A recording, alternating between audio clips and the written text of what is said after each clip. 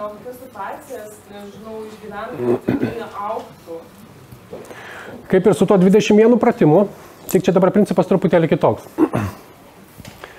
Turit pasižymėti savo kampus, kur krenta, arba dar kitaip kertasi ta jūsų savivertė. Nes ar sutinkat su sąlyga, kad kažkuria prasme mes esame matricai? Sutinkat. Tai dabar žiūrėkit, kaip matricą galima valdyti.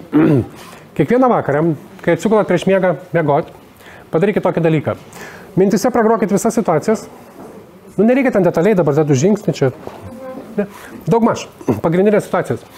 Ir jeigu kažkurioje situacijoje tu save pagauni, kad ten buvo nuvertinta tavo savivertė ir tu leidai, kad tai įvyktų, jo, tada tiesiog mintise pragrok taip, kaip tu norėtum. Jeigu tai nuoširdžiai padarysi, ta prasme, kokius 2-3 mėnesius, aš tau garantuoju, kad tavo charakteris vien tik nuo šito pratimo pasikeis. Taip, kaip tu nori. Nes neurolingvistinis programavimas, tai jisai iš vienos pusės tai yra bendravimo įrankis, bet tikrasis neurolingvistinis programavimas ir turėtų būti, kad tu keiti programą, kaip tu nori. Dienos įvykius, Kaip? dienos įvykius suprantami, ne? Ir lygiai taip pat su viskuo. Esminis įrankis, jeigu norit keisti savo charakterį. Vakarė atsigulė į lovą, pragrojat visus dienos įvykius. Pagrindinis.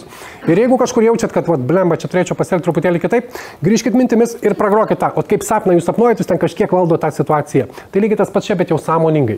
Nuėjau, pragrojau. Aš jums garantuoju, kelis kartus tą patį padarius, nes pamatysit, kad greblys visur vienodas. Situacijos skiriasi, bet jūs lipate kažkur ant to paties. Ir pragrojus įvairios situacijos, pačio greblio nebelieka. Nes jisai sukurtas automatiškai dar vaikystėje iki 3 metų.